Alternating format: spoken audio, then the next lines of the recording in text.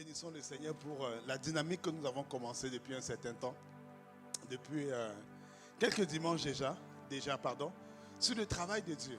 Ça veut dire que le travail de Dieu ne concerne pas seulement ceux qui sont au temple, ne concerne pas seulement les pasteurs, les docteurs, les évangélistes, les prophètes. Tout le monde, tout être humain sur la terre doit travailler pour Dieu. En fait, c'est notre raison. C'est notre raison d'être sur la terre. C'est notre raison d'être sur la terre. Vous savez, il y a une parabole. Retrouvez-moi le passage en régie, s'il vous plaît.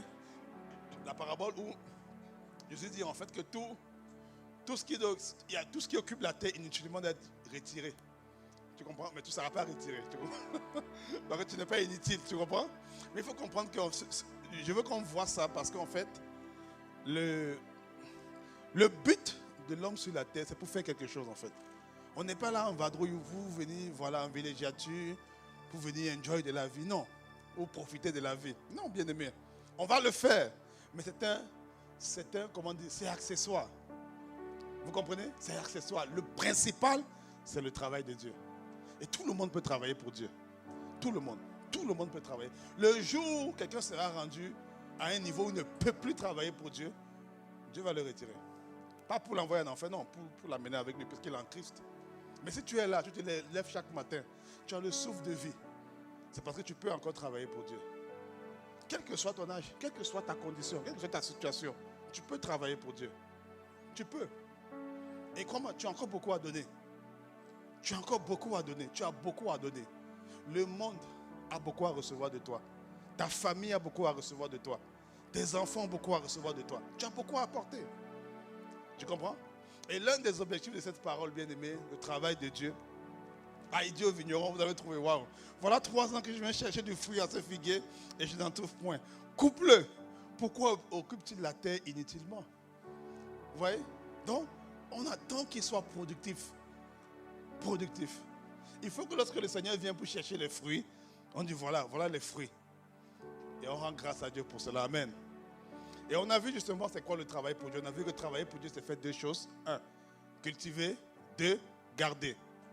Et on a vu que cultiver veut dire augmenter ce que Dieu nous a donné. Augmenter ce que nous avons reçu de Dieu. Augmenter, c'est-à-dire tout ce que nous avons reçu doit augmenter. Vous comprenez? Ça, cultiver.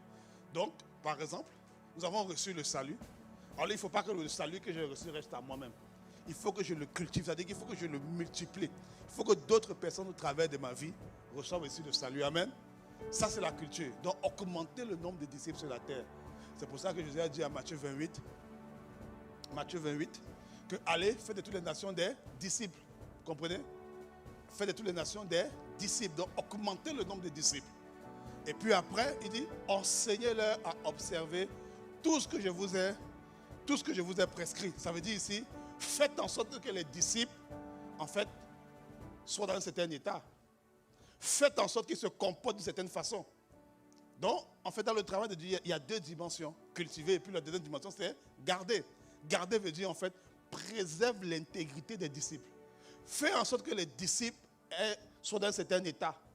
Fais en sorte que les gens donnent leur vie au Seigneur. On a dit justement, et Kétia le rappelait tout à l'heure, que lorsque tu fais la prière du salut, ça ne veut pas dire que tu as donné ta vie au Seigneur. Tu peux faire la prière du salut, tu es sauvé. Mais tu donnes ta vie au Seigneur le jour où tu prends l'engagement d'obéir, c'est-à-dire de respecter les prescriptions de Jésus. C'est le jour-là. Parce que tu peux être dans le Seigneur, tu peux venir à l'église, tu sais. Mais ça ne veut pas dire que tu as donné ta vie au Seigneur, non.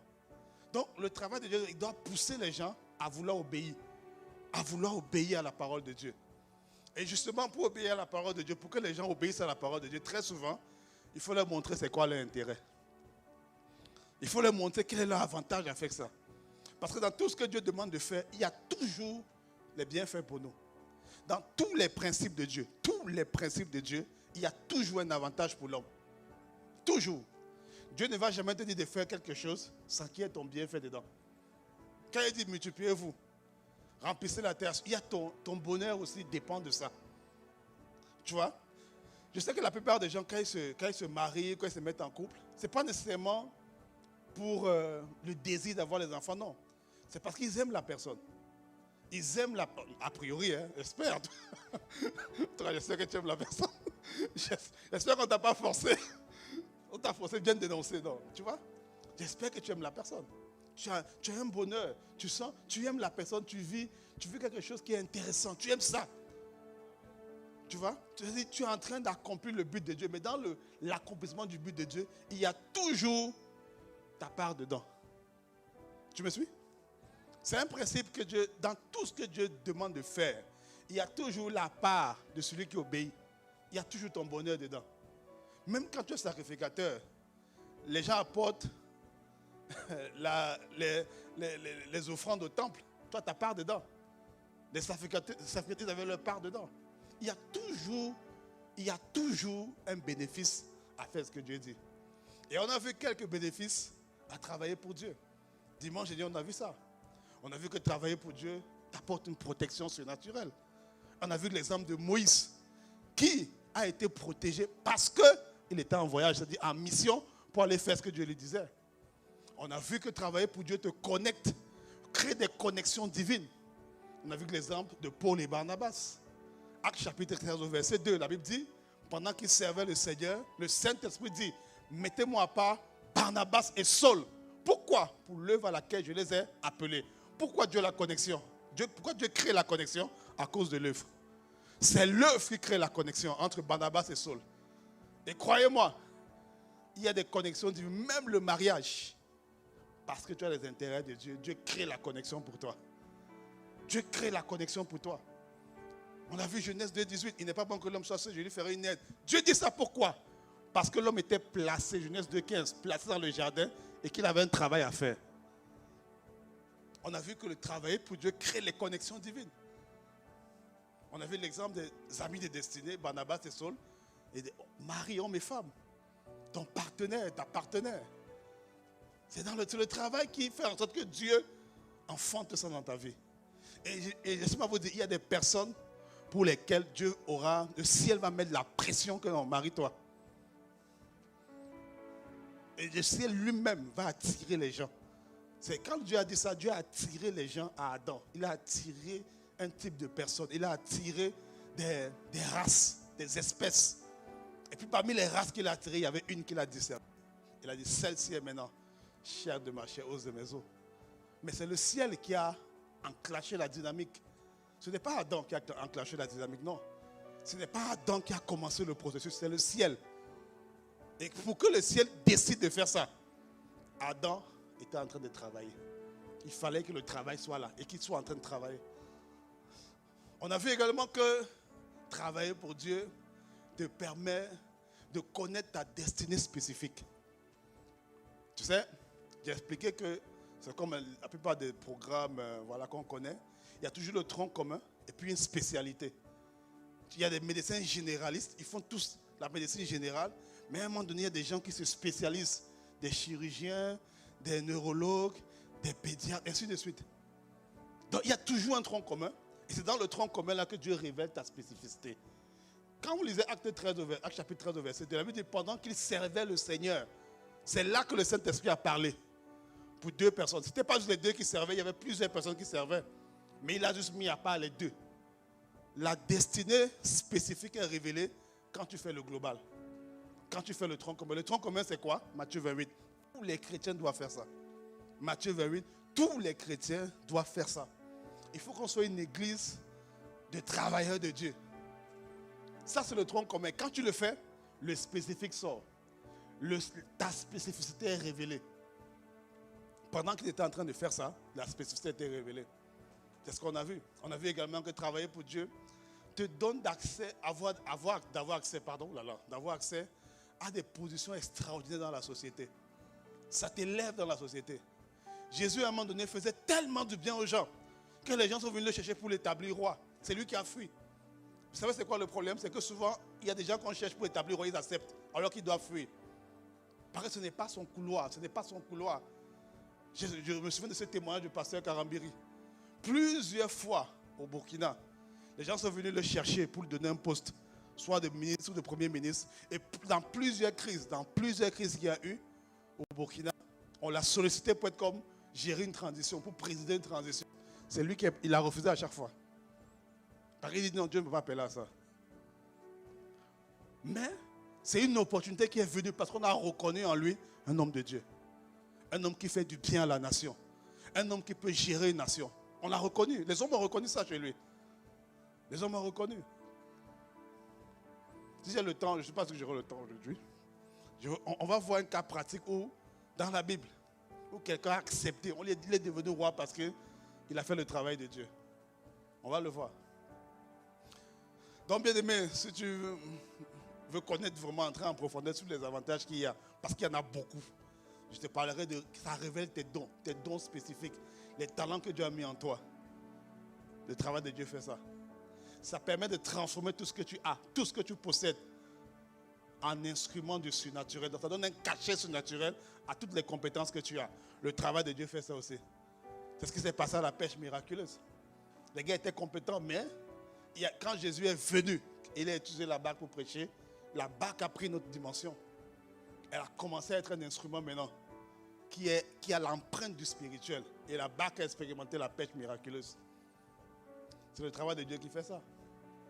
On a vu comment un bègue, Moïse, quelqu'un qui ne savait pas parler, il s'est mis devant un roi pour parler. Parce que sa bouche, sa parole avait pris notre connotation surnaturelle. Vous savez, quand Moïse a quitté l'Égypte, il était pourchassé. On le cherchait pour le tuer. Mais quand il est commissionné par Dieu, on le laisse venir devant Pharaon et retourner comme il veut. Parce qu'il est protégé. Et même les hommes le reconnaissent. C'est ce que le travail de Dieu permet de faire. Amen. Il y a des gens que vous pouvez faire ce que vous voulez. Vous n'allez pas les avoir. Ils sont en mission. Ils ont ce qu'on appelle l'immunité diplomatique. Quand tu es député et que tu représentes, tu vaques aux occupations pour lesquelles tu as été mandaté, en fait, tu as l'immunité diplomatique.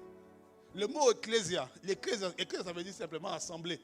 Parce qu'il y avait des ecclésias déjà à l'époque, à Rome. C'est des assemblées, un peu comme l'assemblée législative qu'on a dans les pays. Donc, quand il dit ecclésia, il fait référence au travail que les députés faisaient. Parce qu'il y avait déjà des députés à l'époque, des représentants du peuple. Mais nous sommes les représentants du royaume, pas du peuple, mais du royaume. Pour le peuple, mais représentants du royaume. Amen. Nous sommes envoyés vers le peuple, mais pour le royaume. Et en tant que représentants, il y a une immunité qui nous accompagne.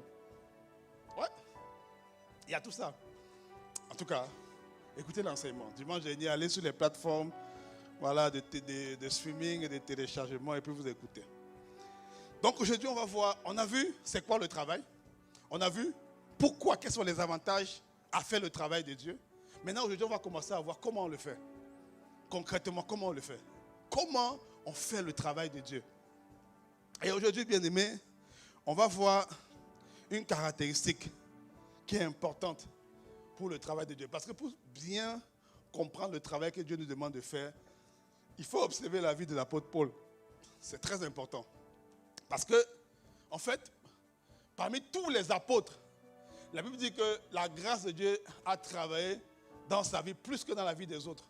Ça veut dire, en fait, si quelqu'un a vraiment, atteint une dimension de travail très élevée pour Dieu, c'est bien lui dans la Bible. Et c'est important de regarder sa façon de vivre. C'est pourquoi il dit dans 1 Corinthiens 15, 10 que la grâce de Dieu a travaillé plus que les autres dans sa vie. Donc les fruits qu'il a portés étaient élevés par rapport aux autres.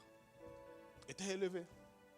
Et bien aimé, on a vu également que, on a vu ça, mais il faut également voir que, comment l'apôtre Paul travaillait. Et 1 Corinthiens chapitre 9, du verset 19 au verset 22, il nous dit un peu comment est-ce que la grâce fonctionnait avec lui. Il nous explique un peu comment est-ce qu'il travaillait pour Dieu. Quelle était la particularité, qu'est-ce qu'il faisait concrètement. Il dit 1 Corinthiens 9, du verset 19 au verset 22, il dit, car bien que je sois libre à l'égard de tous, je me suis rendu le serviteur de tous afin de gagner le plus grand nombre. Gagner le plus grand nombre, c'est quoi? Ça fait partie du travail de Dieu. C'est la dimension de cultiver. Voilà, c'est ce qu'il a dit. Et regardez le verset 20, il dit, avec les Juifs, j'ai été comme Juif afin de gagner les Juifs. Avec ceux qui sont sous la loi, comme sous la loi, quoique je ne sois pas moi-même sous la loi, afin de gagner ceux qui sont sous la loi. Verset 21, avec ceux qui sont sans loi, comme sans loi, quoique je ne sois point sans loi de Dieu, étant sous la loi de Christ, afin de gagner ceux qui sont sans loi. Verset 22, j'ai été faible avec les faibles, afin de gagner les faibles. Je me suis fait à tous, afin d'en sauver de toute manière quelques-uns. il avait une caractéristique. Il savait s'adapter. Il ne limitait pas le travail de Dieu à un seul endroit, pour un seul type de population. Non. Avec les Juifs, tu peux le voir avec... Les Juifs ont souvent des favoris avec des chapeaux. Tu le vois comme ça. Avec les païens, il s'habille comme un païen, il est avec eux. Vous voyez?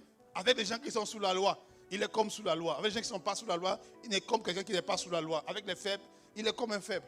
Mais dans l'objectif de les gagner.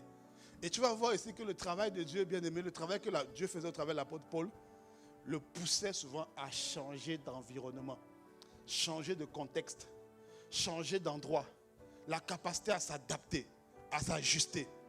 Et c'est l'une des choses qui nous manque aujourd'hui, bien aimé.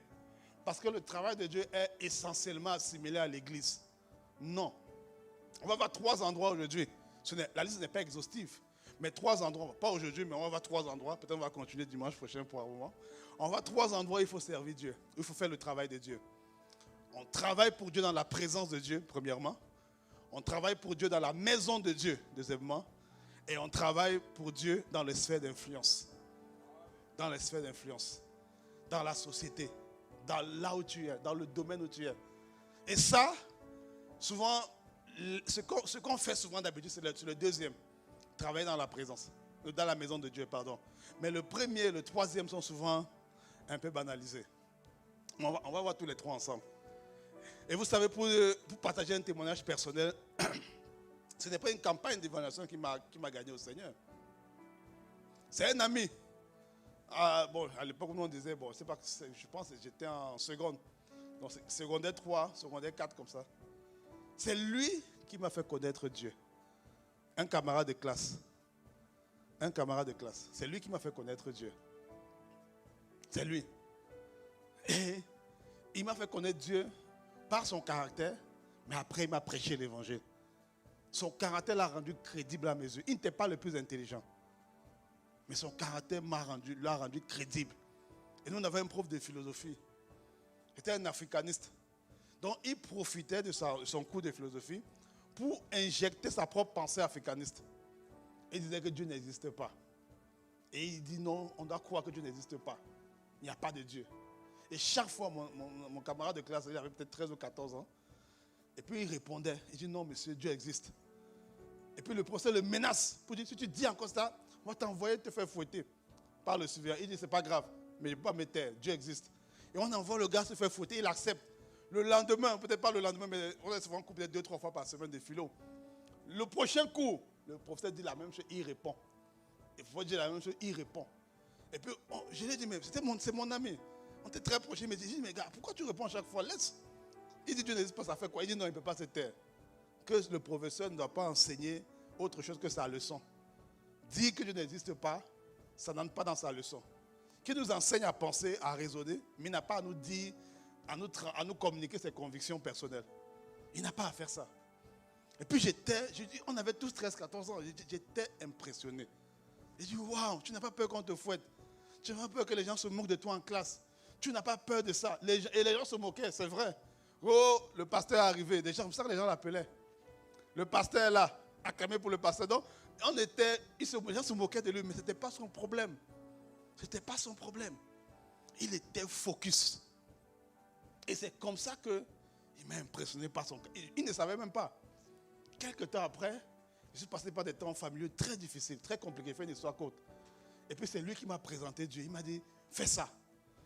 Va parler à Dieu. Il dit, mais gars, j'ai fait l'école catholique, donc j'ai fait le catéchisme, je connais l'abbé même. L'abbé a été attaqué par des sorciers dans mon quartier et il est mort. Toi, tu me dis quoi?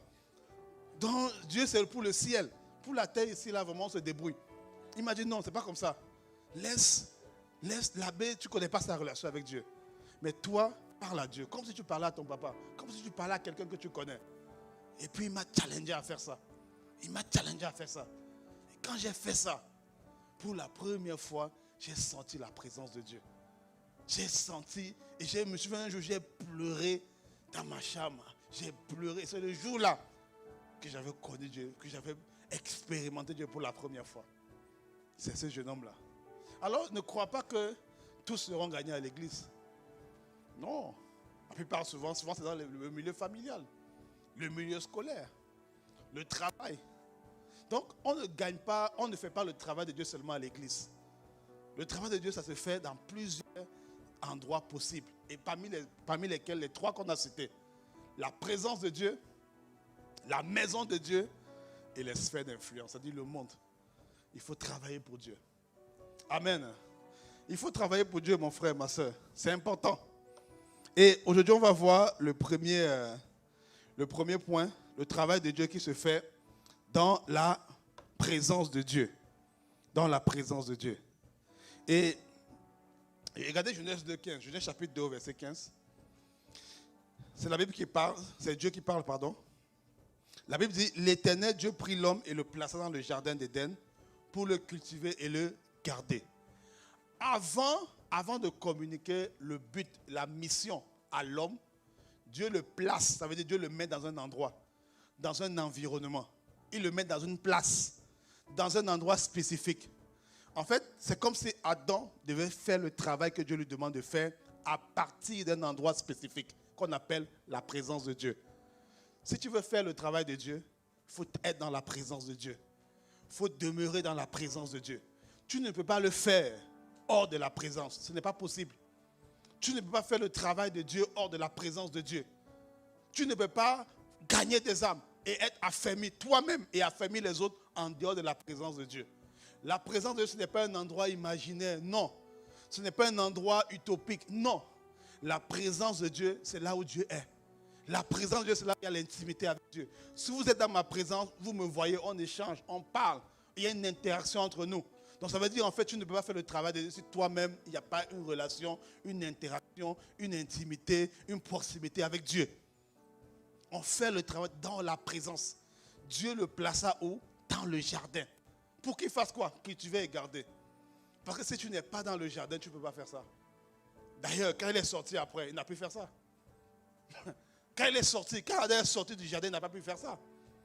Il ne pouvait plus faire ça en fait. C'est la présence de Dieu qui lui donnait la capacité de faire ce qu'il devait faire. C'est la présence de Dieu.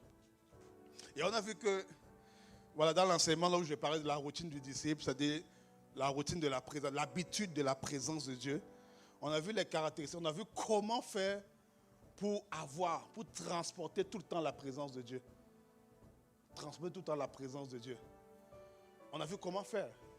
On a vu que pour contrôler la présence, on a vu 2 choses. Il faut contrôler les entrées, les portes. Je vous réfère au livre de l'apôtre, les 9 portes qu'il faut fermer. 9 portes qu'il faut fermer rapidement. Les 9 portes d'accès du diable qu'il faut fermer rapidement. Parce qu'en fait, et le diable, et le Saint-Esprit et Dieu, pour qu'ils aient accès à nos vies, ils passent par des portes. C'est pourquoi dans l'Apocalypse, on l'a vu, Jésus dit, voici je me tiens à la porte et je frappe. Je me tiens à la porte. Ça veut dire qu'il y a une porte. On n'entre pas dans ta vie comme ça. Est-ce qu'on entre dans ta maison comme ça? Non. Pour entrer dans ta maison ou dans ton appartement, en tout cas là où tu vis, il y a forcément une porte. Ne me dis pas que tu vis, c'est pas quoi. Non. Il y a une porte. Parce que s'il n'y a pas de porte, on ne peut pas te localiser. Quand tu commences quelque chose en ligne, on te demande ton adresse. Parce qu'on veut te localiser, on veut pouvoir t'envoyer ça. Si tu n'as pas d'adresse, on ne peut pas te localiser. Donc en fait, tu vas voir que pour que quelque chose arrive dans ta vie, ça doit passer par une porte. Si aujourd'hui, là, je dis souvent ça, je ferme la porte qui est ici, je ferme la porte qui est en arrière, personne n'entre ici, je viens de contrôler la présence dans la pièce. Parce que j'ai contrôlé les portes. Donc il faut contrôler les portes. Et puis deuxièmement, il faut garder la parole. Il faut garder la parole. Il dit dans le livre de Jean qu'en fait, si quelqu'un garde ma parole, mon Père et moi, nous viendrons habiter chez lui. Nous ferons notre demeure chez lui. Donc, ce n'est pas la mélodie qui fait que je sens la présence. Non, c'est si la parole est gardée. C'est ça qui fait la présence. Donc, si tu fais le travail de Dieu, quelque chose que tu fais pour Dieu, si tu ne le fais pas dans la présence de Dieu, les attributs de Dieu ne vont pas se manifester. Les caractéristiques de Dieu ne vont pas se manifester. En fait, c'est toi qui vas le faire. Tu seras en train de faire par tes propres forces.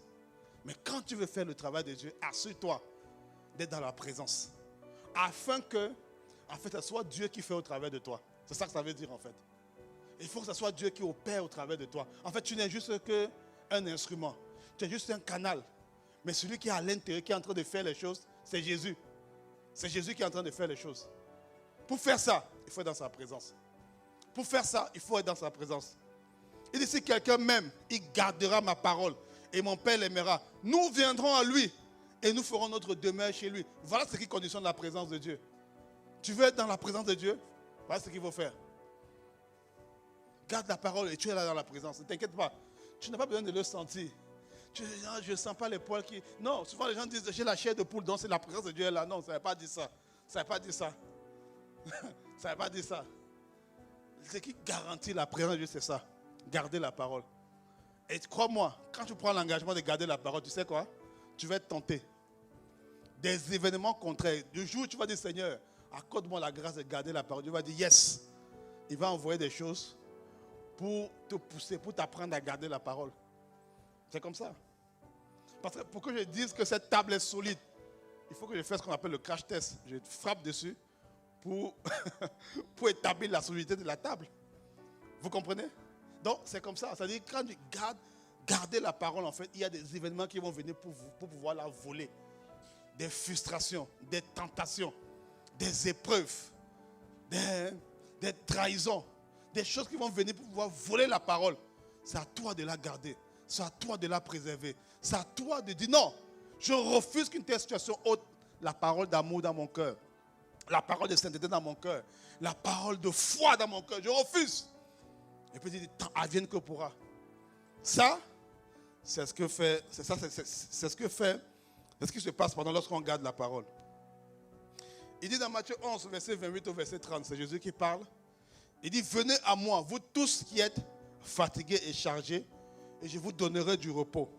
Prenez mon joug sur vous et recevez mes instructions, car je suis doux et humble de cœur, et vous trouverez du repos pour vos âmes, car mon joug est doux et mon fardeau est léger. Le joug de Jésus, le joug de Jésus et le fardeau de Jésus, c'est le travail de Dieu. Le travail de Dieu. C'est ça, le joug de Jésus et son fardeau. Et dit, quand tu travailles pour Dieu, tu es léger. Tu as une paix qui vient. Quand tu fais le travail de Dieu. En fait, ta vie devient simple. Ta vie devient très simple. Très, très simple. Quand tu décides de faire le travail de Dieu. Ta vie devient très simple. Mais pour pouvoir prendre le joug de Jésus, il dit, venez à moi. Donc, pour prendre le joug de Jésus, là, il faut être dans sa présence. Il dit, venez à moi. Vous tous qui êtes fatigués, en fait, mettez-vous dans ma présence. Pour vous libérer de votre poids, de votre fatigue, mettez-vous dans ma présence. Restez dans ma présence. Demeurez dans ma présence. C'est comme ça qu'on se libère. C'est comme ça qu'on devient léger. C'est dans la présence de Dieu. Il dit, venez à moi, vous tous qui êtes fatigués et chargés. Vous êtes déçus de la vie, vous êtes découragés. Vous ne savez plus ce qu'il faut faire. Voilà, le frère ou la soeur a vraiment fait un truc. Et puis tu es découragé, tu es énervé. Viens dans la présence. Viens dans la présence. Mets-toi dans la présence. Il n'y a rien qu'on puisse te faire que la présence de Dieu ne peut pas ôter. Il n'y a rien. Tu ne peux pas me dire, non, vraiment, il m'a trop mal parlé. Vraiment, je n'arrive plus à prier. Non, tu ne peux pas dire ça. Tu ne peux pas dire ça. Tu ne peux pas dire ça. Tu ne peux pas dire, vraiment, ce qu'il m'a fait, c'est trop dur, c'est trop dur. Et je n'arrive plus à me mettre dans la présence. Ce n'est pas vrai. Le problème n'est pas ce qu'on t'a fait. Le problème, c'est comment tu considères la présence de Dieu. Qu'est-ce que tu dis de la présence de Dieu? Quelle est l'importance que ça a pour toi? Quelle est l'importance que Jésus a pour toi? C'est ça le défi. Parce que crois-moi, quel que soit ce à quoi tu fais face à l'extérieur, chaque fois que tu vas dire, je ne peux pas faire telle chose à cause de, tu es en train de mettre la chose au même niveau ou au-dessus de Jésus. C'est ce que tu fais. Quand tu dis, ah Seigneur, on dit, mais pourquoi je ne prie plus? Je dis, non, vraiment, je passe par des moments difficiles et puis je n'arrive plus à prier. En fait, tu devrais dire que je prie, mais la sensation ne quitte pas mon cœur. Tu ne dois pas t'empêcher de prier parce que tu as des sentiments. Non. Mais tu dois quand même aller et reconnaître que, bon, Seigneur, enlève les sentiments. Enlève ça. Mets en moi ta paix. Mets en moi ta douceur. C'est ce qu'il faut faire. Mais tu ne peux pas dire a priori, non. Je ne peux pas prier parce qu'il m'a fait mal. Je ne peux pas pardonner parce qu'il m'a fait mal. Je ne peux pas être en paix parce qu'il m'a fait mal, elle m'a fait mal. Tu ne peux pas dire ça. C'est comme si tu mettais les deux au même niveau. C'est comme si tu mettais en balance la personne et Jésus. Ou la source de ton mal et Jésus. Il n'y a pas de balance entre les deux. Il n'y a pas de balance. Amen. Donc il faut servir Dieu où? Dans la présence de Dieu. Et qu'est-ce que tu fais dans la présence? Qu'est-ce que tu fais dans la présence? En fait, dans la présence, en fait, qu'est-ce que tu fais?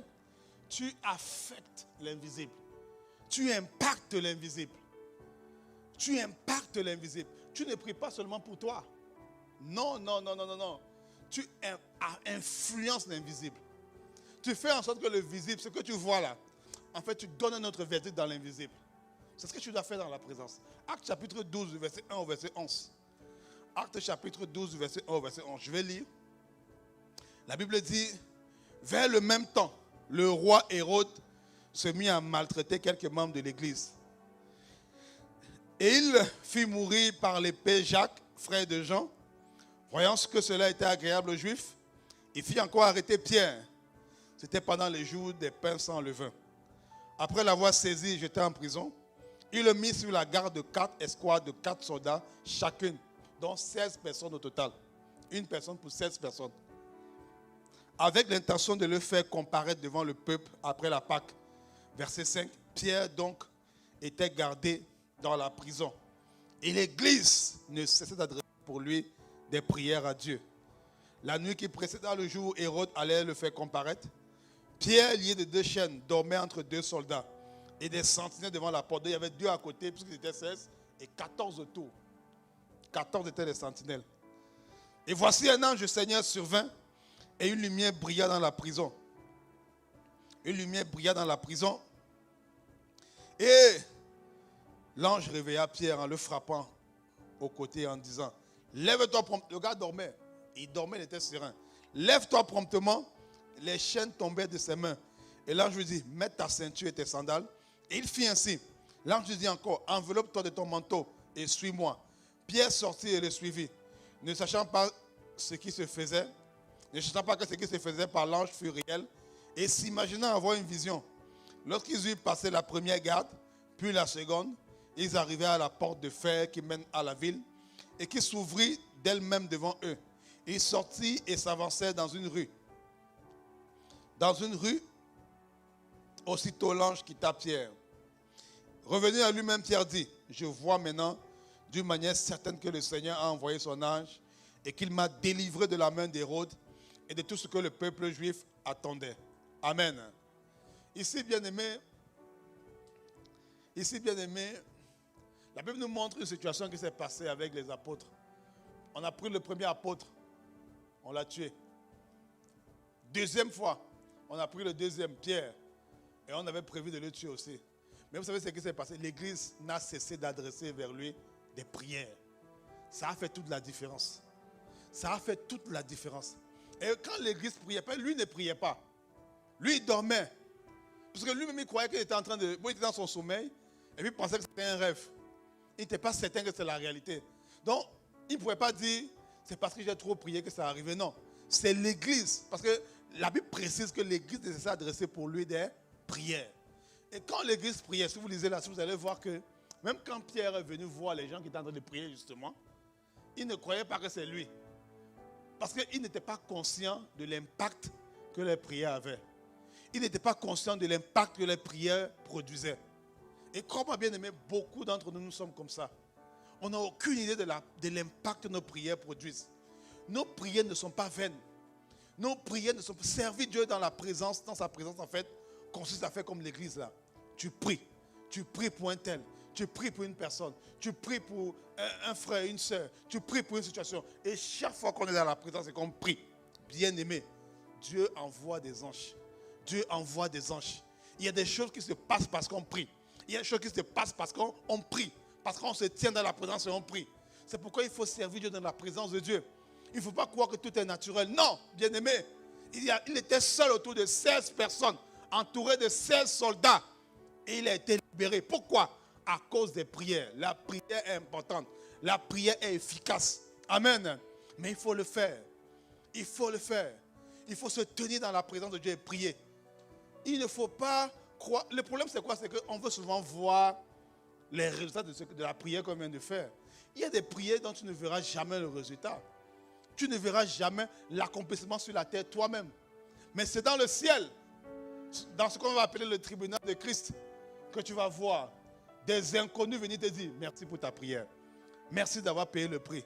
Merci de t'être consacré. Merci d'avoir prié. Merci d'avoir élevé la voix. C'est dans le ciel, bien-aimé, qu'il y a des récompenses qu'on va voir, qui seront comme ça. C'est dans le ciel que ça va se voir, bien-aimé. Alors ne conjugue pas tout avec tes réalités que tu vois. Le problème, c'est que l'église, à l'époque de Pierre, ils attendaient que les choses se passent là, pour voir. Non, ce n'est pas tout ce que Dieu fait que nous devons voir, bien-aimés.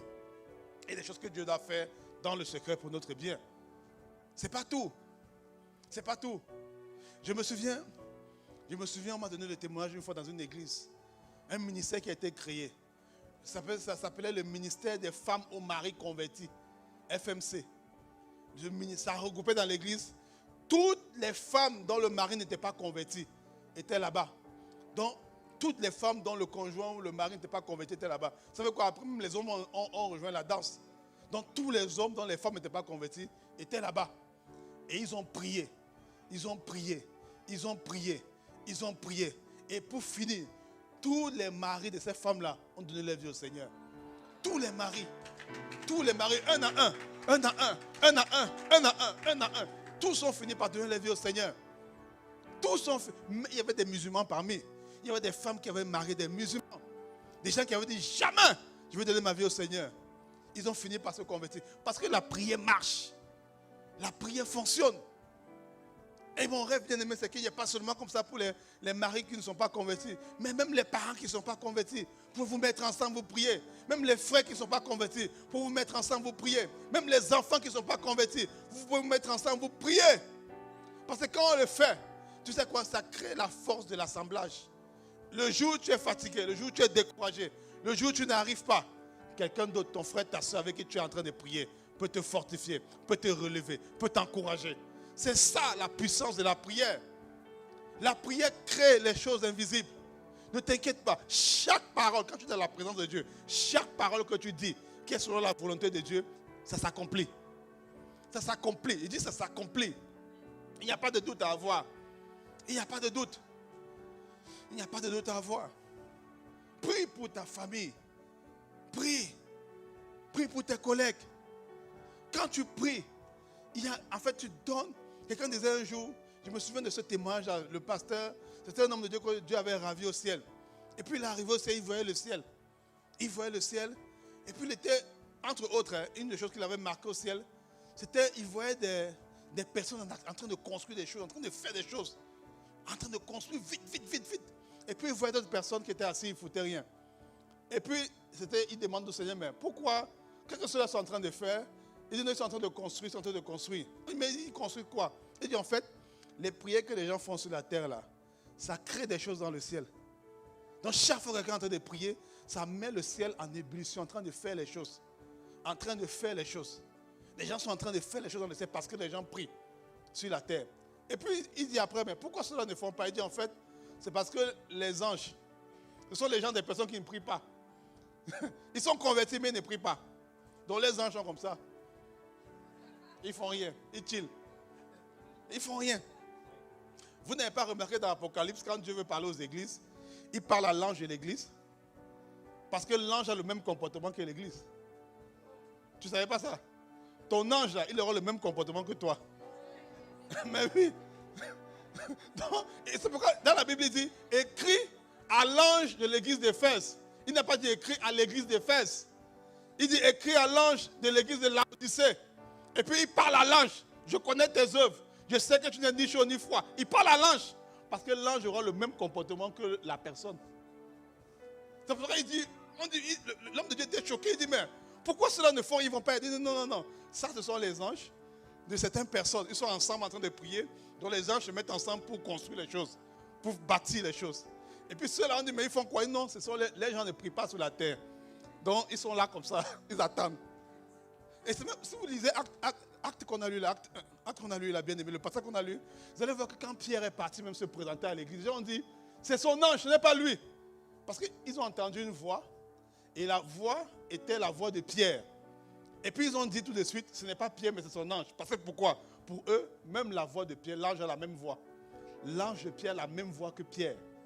C'est pourquoi ils ont dit, ça c'est l'ange de Pierre. Ils n'ont pas dit c'est Pierre. Pour afficher il dit, voilà, mais la fuma, que la chose était ainsi. Il dit, c'est son ange. Pourquoi? Parce qu'ils ont entendu la voix de Pierre. Ils disent non, parce que là, ton ange, il va se comporter comme toi. Il va faire ce que tu fais.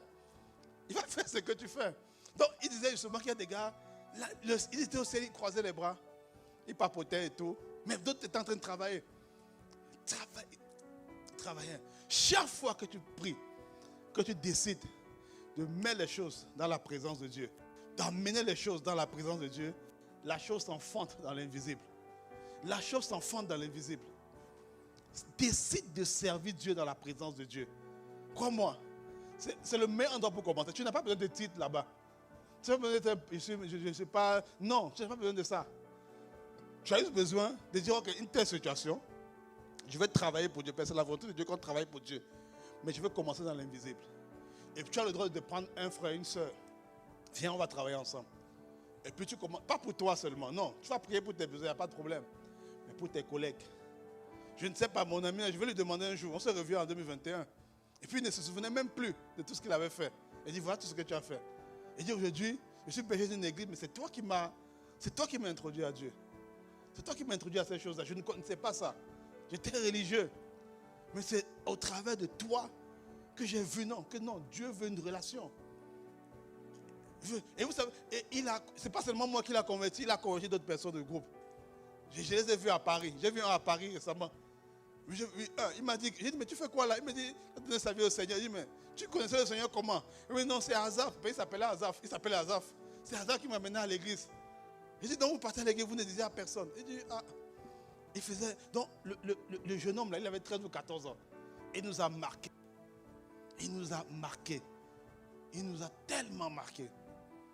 En fait, il y a des gens dans ta sphère, je ne sais pas dans quelle sphère tu es, qui attendent, qui crient à Dieu. Mets-les juste dans la présence de Dieu. Amène-les dans la présence de Dieu. Amène-les dans la présence et tu vas voir.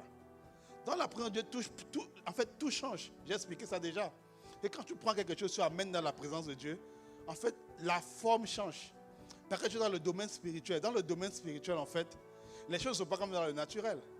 Vous allez rarement voir quelqu'un qui a fait un rêve où il a vu Jésus. Jésus est venu dire, bonjour, c'est moi Jésus. Jamais. C'est rare, c'est rare. Il va tout te dire, j'ai vu Jésus. On dit, mais comment tu sais que c'est Jésus? Il dit, non, il savait.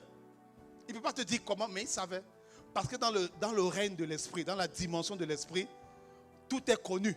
Il n'y a rien qui est caché. C'est pourquoi quand Pierre a vu Élie, Moïse, il a su que c'était Élie et Moïse. Pourtant, il n'a jamais vu de photo. On ne faisait pas la peinture de Élie et Moïse. Mais il savait que c'était eux. Et sur la plupart du temps, quand vous rêvez, que vous voyez le Seigneur Jésus, vous savez que c'est lui. Quand vous voyez le diable, vous savez que c'est le diable. Vous ne pouvez pas dire, il n'a pas dit bonjour, je m'appelle le diable. Non. Il ne dit pas ça. Mais dans la dimension spirituelle, tu sens, tu connais, le niveau de connaissance est beaucoup plus développé. Donc, mon frère, quand tu amènes une situation dans la dimension spirituelle, la situation change parce que dans un autre environnement. J'ai pris l'exemple de quelqu'un, un astronaute, on était sur la Lune récemment, les hommes sont allés sur la Lune. Quand il arrive sur la Lune, le même poids, la même masse qu'il avait là, elle commence à flotter. Pourtant, sur la Terre, il est lourd, il est contrôlé par la gravité de la Terre. Mais quand tu le déplaces d'environnement, la chose change de forme. Il peut voler même. On est obligé de mettre les choses pour le garder sur Terre. Bon, pas sur Terre, mais pour le garder fixe. Tu vois? Donc, c'est pourquoi quand tu amènes une situation dans la présence de Dieu, elle change de forme. Regardez Anne. L'histoire de Anne. Anne, vous pouvez regarder dans 1 Samuel. Anne, c'était une femme que la Bible dit que c'est Dieu qui l'avait rendue stérile. C'est Dieu qui a rendu stérile Anne. Vous pouvez imaginer. Dieu lui-même. On ne peut pas dire que c'est le diable. Là, le diable n'était pour rien. Vous pouvez afficher le passage si vous l'avez. C'est Dieu qui a rendu Anne stérile. Dieu qui a rendu Anne stérile. Et puis, parce qu'il y avait une crise en Israël. Il y avait un problème. En fait, il y avait un sacrificateur qu'on appelle Élie. Élie avait des enfants. Pas Élie le prophète, hein. C'est Élie, il n'y a pas eux. C'est Élie le sacrificateur. Et puis il avait des enfants. Ces enfants étaient vraiment des débauchés terribles. Terribles. Et c'était reconnu de tous dans le peuple. Tout le monde le reconnaissait ainsi. Donc, en fait, la sacrificature se transmet par la filiation aussi. C'est les fils d'Aaron. C'est ce qui est écrit. Donc, c'était les enfants là qui devaient être des projets sacrificateurs. Et Dieu ne pouvait pas accepter ça. Donc, Dieu avait une situation, il y avait une crise. Il fallait quelqu'un pour continuer à faire le travail de Dieu. Dieu avait besoin de quelqu'un pour faire son travail, pour continuer à faire son travail. Vous voyez? Et Anne vivait une situation, Dieu l'avait rendue stérile. Voilà, les fils d'Élie étaient pervers, ils faisaient des bêtises en tout cas. Mais Dieu avait rendu Anne stérile. Et maintenant, Anne voulait les enfants. Dieu voulait des sacrificateurs. Anne voulait des enfants. Dieu voulait des sacrificateurs. Mais Anne voulait les enfants. Alors, il fallait maintenant concilier les deux. Mais c'est là où la présence de Dieu fait toute la différence. La Bible dit que Anne allait au temple. Elle est allée au temple. Elle soupirait. Elle soupirait. Elle a amené son challenge dans le temple. Elle soupirait. Elle soupirait. Et à un moment donné, elle a fait un vœu à Dieu. Elle a dit à Dieu, si tu me donnes un enfant, je vais te le consacrer. En fait, qu'est-ce qu'elle a fait? Elle a connecté au désir de Dieu. Et comme elle a connecté au désir de Dieu, elle a fait où? Dans la présence. Dans la présence de Dieu. Comme elle a connecté au désir de Dieu, son sein, son ventre, ses entrailles n'étaient plus des entrailles normales. C'était maintenant surnaturel. Donc ce qui fait que la stérilité ne pouvait pas rester. Pourquoi? Parce que ses entrailles étaient connectées maintenant à quoi?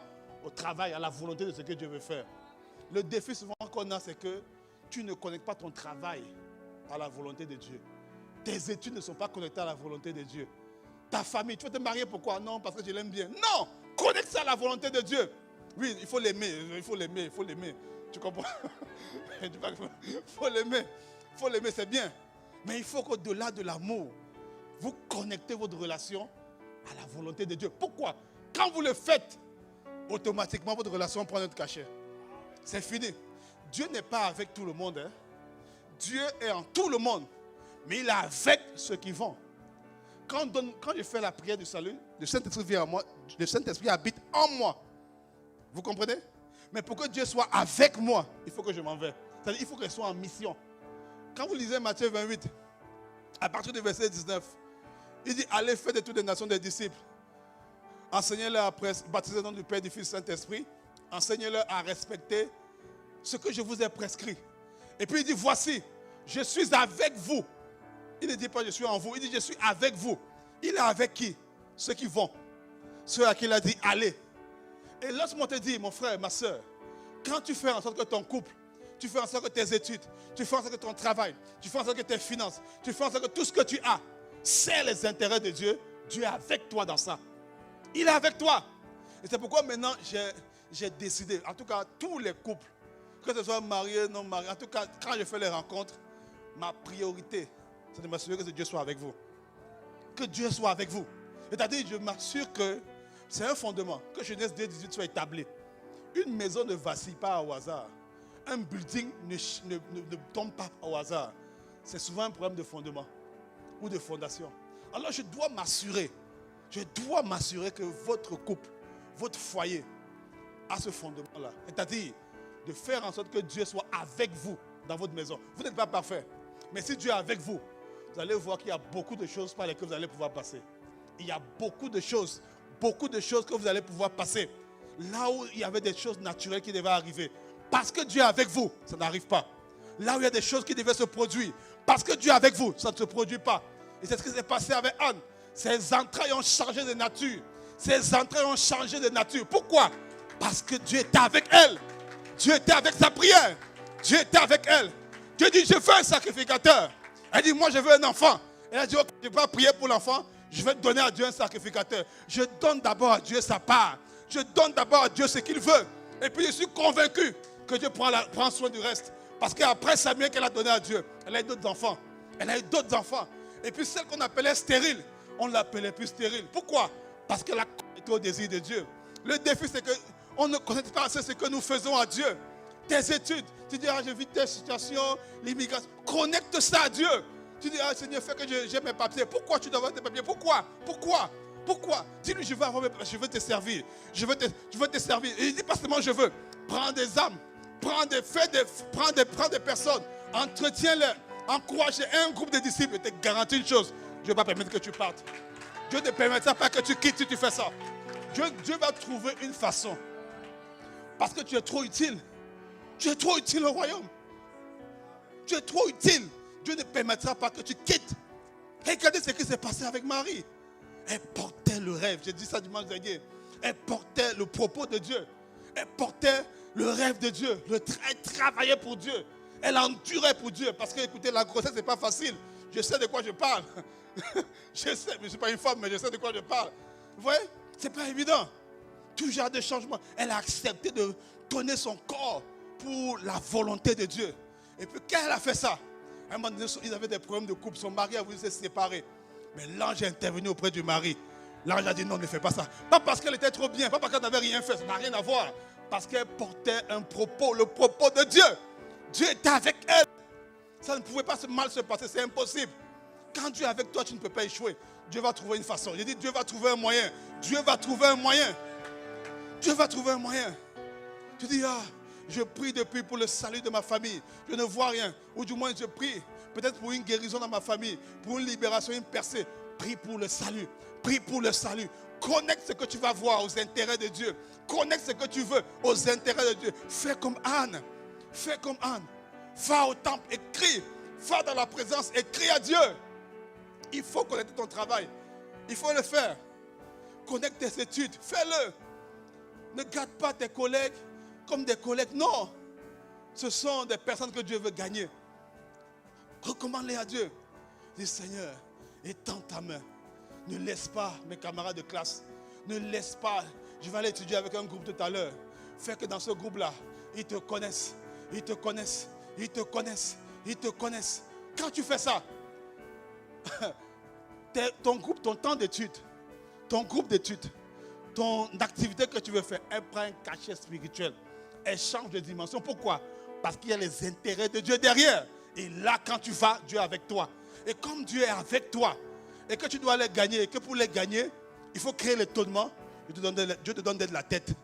Les résultats extraordinaires. Des sessions extraordinaires. Pour qu'ils disent, mais comment tu as fait ça? Comment tu as pu faire ça? Pour que toi tu dises, c'est la main de Dieu. Moi je crois en Dieu. Moi je crois en Dieu qui est surnaturel. Je crois en Dieu qui peut toutes choses.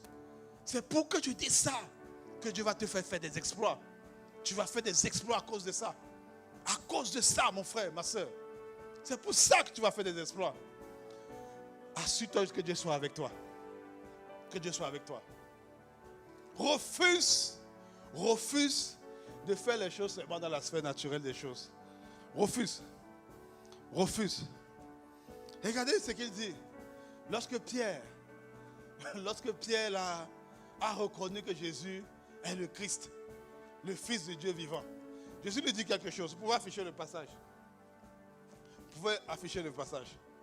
Il dit que tu es Pierre. Et sur cette pierre, je bâtirai mon église. Et les portes des séjours des morts ne prévaudront point contre elle. Verset 19. Je te donnerai les clés du royaume. Il dit maintenant, ce que tu lieras sur la terre sera lié dans les cieux. Et ce que tu délieras sur la terre sera délié dans les cieux. D'autres versions disent, ce que tu incluras sur la terre sera inclus dans les cieux. Et ce que tu excluras sur la terre sera exclu dans les cieux. En fait, parce que tu sers Dieu, tu fais partie de son ecclésia, tu peux inclure les gens dans ton salut. Tu peux inclure les personnes. Il y a des gens que tu dois inclure. Il y a des gens que tu dois inclure dans le salut. Il y a des gens que tu dois inclure dans ton salut. Ce n'est pas juste pour toi. Il dit ce que tu vas inclure. Moi, Jésus, je vais les inclure. Ce que tu exclus, moi, je vais les exclure. C'est pourquoi Dieu voulait sauver quelqu'un qu'on appelle Corneille. Mais pour que Dieu sauve Corneille, il faut que Pierre l'inclue. Si Pierre ne l'inclut pas, Dieu ne peut pas agir. En fait, c'est comme si l'agir de Dieu devienne dépendant de l'inclusion de l'homme sur la terre. C'est pour ça que mon frère et ma soeur, il dit que pour que les gens croient, il faut que quelqu'un parle. Dieu lui-même, il est limité aux personnes qui parlent. S'il n'y a personne qui parle, personne ne croit. S'il n'y a personne qui parle, personne ne peut croire. Amen. Il faut comprendre qu'en fait, même pour le salut qui est le plus important, Dieu a besoin d'hommes et de femmes. Dieu a besoin d'hommes et de femmes. Donc, c'est pour ça qu'en fait, tu dois inclure les gens. Inclure tes collègues. Inclure ta famille. Inclure ton travail. Inclure tout. Tout ce qu'il t'a donné. Inclure ça. Le ciel va aussi inclure. Il dit, ce que tu vas inclure sera inclus. Ce que tu vas exclure sera exclu. Il faut inclure tout ça. Il faut inclure tout ça, bien-aimé. Il faut que ça soit inclus. Il faut que ça soit inclus, bien-aimé. Inclus les gens. Ne vis plus pour toi, mon frère, ma soeur. Prends, inclus. Amen. Dieu veut que tu inclues. Inclus ton travail. Inclus ton foyer. Inclus tes enfants. Quand tu inclus tes enfants ne sont plus seulement tes enfants. La main de Dieu est sur eux. La main de Dieu est sur eux. C'est pourquoi vous voyez Samuel. Samuel, lorsqu'il a été inclus dans ça là, Samuel a été l'un des plus grands prophètes qu'Israël ait connu. Mais il est venu d'une femme dont on avait dit qu'elle ne devait jamais enfanter. Inclus. Inclus ta relation. Tu as une relation. Comment tu inclus ça à Dieu? Comment tu inclus ça à Dieu? Je dis à partir de maintenant, tous les coups que je suis, c'est ce que je fais systématiquement. Genèse 2, 18 doit s'accomplir. Je lui ferai une aide semblable. Aide, ça veut dire le travail. Il faut que vous incluez la dynamique de travailler pour Dieu. Ça va vous protéger. Ça va vous préserver. Travailler pour Dieu est un fondement dans le couple. Vous n'êtes pas seulement ensemble. Voilà, vous allez lever, vous allez passer des moments amoureux et tout. Mais il faut inclure le travail de Dieu. Il dit être semblable. Il y a être de travail. Semblable, ça fait référence au caractère. Il faut inclure ça. Décider de servir Dieu dans la présence de Dieu. La semaine prochaine, je parlerai du deuxième point. Servir Dieu, faire le travail de Dieu, dans la maison de Dieu. Et souvent, on le fait, mais c'est banalisé. On banalise. Vous savez, vous allez voir la semaine prochaine que l'église, et ça c'est une phrase que j'emprunte à l'apôtre Yvan, l'église c'est le laboratoire de Dieu. C'est le laboratoire de Dieu. Tout ce que Dieu veut faire dans le monde, si Dieu veut envoyer quelque chose dans le monde, il va le prendre dans l'église. S'il y a des hommes que Dieu va envoyer dans le monde, il les prend dans l'église. Il les prend dans l'église. Regardez la plupart, vous allez voir beaucoup, si vous faites une recherche, la plupart de certains chanteurs que vous voyez qui sont très populaires là, ils ont commencé dans l'église. C'est même qu'ils se sont détournés après, parce que le cœur n'y était plus. Mais c'est l'église qui a déclenché le don. Vous allez voir que travailler à l'église, servir Dieu, travailler pour Dieu dans la maison de Dieu, mon ami, c'est un accélérateur extraordinaire. Et dès ce mercredi, on aura un atelier. Un atelier, lui, sera pratique. Vous savez, avec la retraite des jeunes, on a été frustrés ici à l'église. Vous savez pourquoi on a été frustrés? Parce que beaucoup de jeunes avaient envie de partir, mais ils n'avaient pas les moyens. Parce qu'une retraite, ça coûte. Alors tu me diras, vous avez reçu gratuitement. Donnez gratuitement.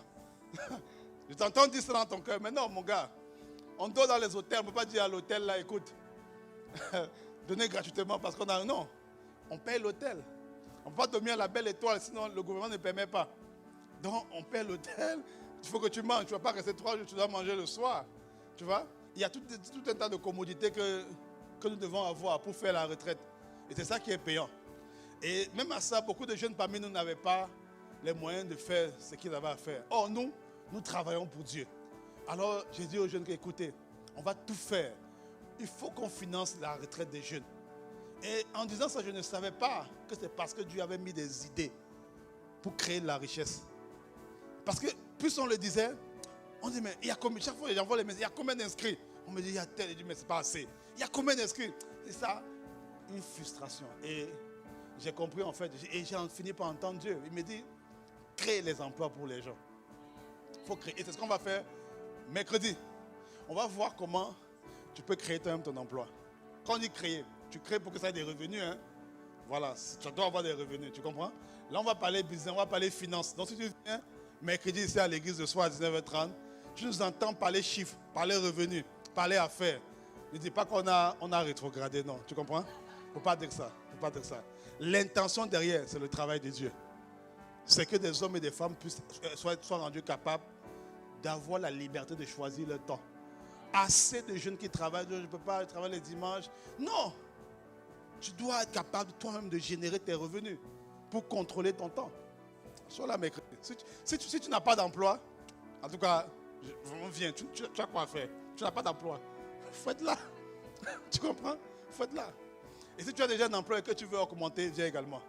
On va te montrer d'autres ressources. Parce que normalement, et ça, ce sera pour notre atelier plus tard que je vais faire maintenant à l'église, que j'ai fait ailleurs, mais je vais faire ici à l'église. Je vais te montrer comment aller chercher au moins 10 sortes de revenus différents. Je vais te montrer ça. Et ça sera pratique. Tu vas le faire et tu vas voir la main de Dieu agir. Mais tout ça, c'est motivé par le travail de Dieu. Parce qu'en fait, quand tu travailles pour Dieu, tu cherches, Dieu va te montrer, Matthieu 10, à discerner les besoins des gens et à répondre. Si les besoins des gens, c'est que les malades soient guéris, que les morts soient reçus, que les lépreux soient guéris, Dieu va donner le pouvoir de faire ça. Mais si les besoins des gens, c'est qu'ils trouvent du travail et qu'ils ne travaillent plus le dimanche et qu'ils sont capables de générer des revenus, qu'ils ne soient plus obligés de courir à gauche, courir à droite pour payer les sessions, alors Dieu va te donner la capacité de faire ça. Mais viens mercredi, tu vas découvrir ça. 19h30. Tu es sur inscription, hein? Tu ne viens pas. Bon, tu viens, peut-être tu pourras t'inscrire à l'accueil. C'est gratuit. Bon, gratuit, c'est offert. Tu ne payes pas. Mais on veut que les gens s'inscrivent. Parce qu'on veut faire un suivi par rapport à tout ça. Amen. On va se tenir debout, on va prier. Que Dieu nous accorde la grâce de travailler. Travailler pour Dieu dans la présence de Dieu. Bien-aimé, ton monde, la ville, le pays, la famille, ta famille peut changer. Ton histoire peut changer, bien-aimé. Ton histoire peut changer. Amène les choses dans la présence de Dieu. Refuse de laisser les choses là où ils sont, dans la dimension naturelle. Décide que les circonstances que tu vis, amène la dynamique spirituelle dedans. Élève la voix, mon frère, ma soeur. Élevons la voix et prions. Saya, oh Roma, Saya Rama. Élève la voix. Oh, crions à lui, bien-aimé, crions à lui. Amène-nous à travailler dans la présence. Comme Anne, à être présent dans ta présence, à nous retrouver au poste. C'est notre lieu de travail. Mon lieu de travail, c'est la présence de Dieu. Là où je fais mon travail, c'est la présence de Dieu. Certains vont au centre-ville dans les bureaux. Mais mon bureau spirituel, c'est la présence, c'est mon lieu secret. C'est là-bas mon bureau. Alors accorde-nous la grâce de ne pas vivre les choses de manière naturelle. Accorde-nous la grâce d'aller dans la présence. Accorde-nous la grâce de les amener dans la présence. Rien n'est figé, mon frère. Aucune histoire n'est figée. Aucun diagnostic n'est figé. Il suffit juste de l'amener dans la présence. On a dit à cette femme, tu ne peux pas enfanter. Laisse tomber, c'est fini pour toi. Et même, bien-aimé, c'est ce qu'elle a dû consulter des prophètes. Des prophètes lui ont dit, c'est Dieu qui fait ça. C'est Dieu qui est derrière. Donc, laisse en même temps, c'est la volonté de Dieu. Mais laisse-moi te dire, pour quelqu'un qui connecte avec les besoins de Dieu, quelqu'un qui connecte avec ce que Dieu veut faire, Dieu lui-même est capable de dire non. Même si c'était ça, ça change. Ça change maintenant. Accorde-nous la grâce. Accorde-nous la grâce. Nous te supplions de travailler pour toi, notre prospérité, notre déploiement, notre foyer, nos amitiés, toute notre vie en dépend. Nous sommes là pour ça. C'est pour travailler pour toi, travailler pour toi. Accorde-nous la grâce d'être omnibulé, d'être saturé, d'être possédé par le désir de travailler. Accorde-nous la grâce. Nous te supplions. Oh, je veux, amène-moi à tout te donner, à tout te donner. Amène-nous, Sarama, Saraïta, Oromaïta. Mon frère, ma soeur, en fait, tout lui appartient. Remettons simplement ce qui est à lui. Remettons-lui simplement ce qui est à lui. Une autre vie est possible. Une autre vie est possible. Une vie où tu détournes, tu déjoues les diagnostics. On avait dit stérile parce que tu connectes aux besoins de Dieu, au désir de Dieu. La stérilité disparaît. On avait dit incapable, mais parce que tu connectes au désir de Dieu, l'incapacité disparaît. On avait dit limité, mais parce que tu connectes au désir de Dieu, les limitations disparaissent.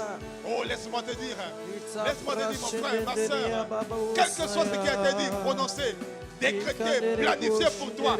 On avait dit débaucher, mais parce que tu connectes au travail de Dieu, le désir de la sainteté vient.